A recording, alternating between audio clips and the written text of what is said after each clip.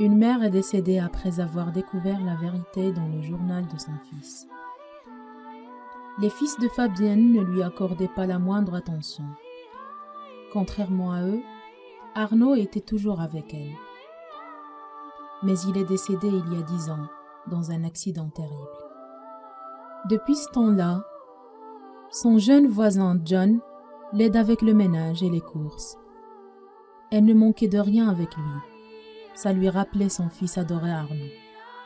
Un jour, Fabienne a eu une crise cardiaque. On l'a transférée d'urgence à l'hôpital. Dès qu'elle a pu, elle a appelé ses fils pour leur annoncer la mauvaise nouvelle. Elle savait qu'elle n'avait pas assez de temps. Elle voulait voir ses enfants et leur dire au revoir. Qui sait, peut-être serait-elle la dernière fois? Elle tenait à faire ses adieux. Ses fils n'ont pas tardé à arriver, mais ils n'ont pas voulu entrer dans la chambre de leur mère. Ils se sont plutôt rencontrés pour discuter de l'héritage. L'un des deux frères a proposé de faire moitié-moitié, ce qui est le plus logique. L'autre frère n'était pas du tout d'accord. Il trouvait ça trop tôt d'en parler puisque leur mère était toujours en vie. Mais le frère aîné a insisté. Il lui a dit que c'était clair qu'elle ne va pas tarder à mourir et qu'il fallait plutôt penser à leur avenir. Une semaine plus tard, Fabienne est décédée. Son avocat est allé voir ses fils pour leur faire part de son testament. Le fils aîné était très curieux de savoir à qui elle a laissé la maison et tous ses biens.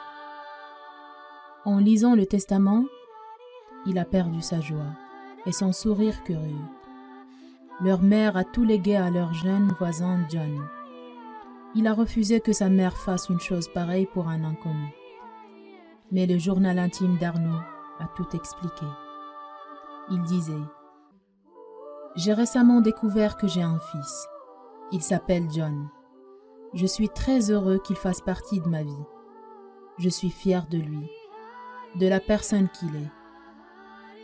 Demain, j'annoncerai la nouvelle à la famille et aux proches. » Malheureusement, ce fut les derniers mots qu'il a pu écrire sur son journal. Arnaud n'a pas eu le temps de parler de son fils à qui que ce soit. Il est décédé plus tôt. Fabienne n'a pas osé lire le journal de son fils pendant plus de 10 ans. Cela lui rappelait de terribles souvenirs. Elle avait le cœur brisé. Elle a perdu l'unique fils qui prenait soin d'elle et qui l'aimait vraiment. Après avoir tout découvert, Fabienne a regretté ne pas avoir eu le courage de lire le journal de son fils plus tôt. Elle aurait bien connu son petit-fils depuis des années.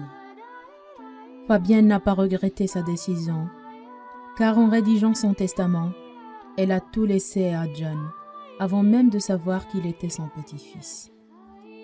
D'ailleurs, c'était le seul être qui méritait ça, vu que ses propres fils ne voulaient rien savoir d'elle. N'oubliez pas de liker la vidéo, de la partager avec vos amis et surtout de vous abonner à notre page.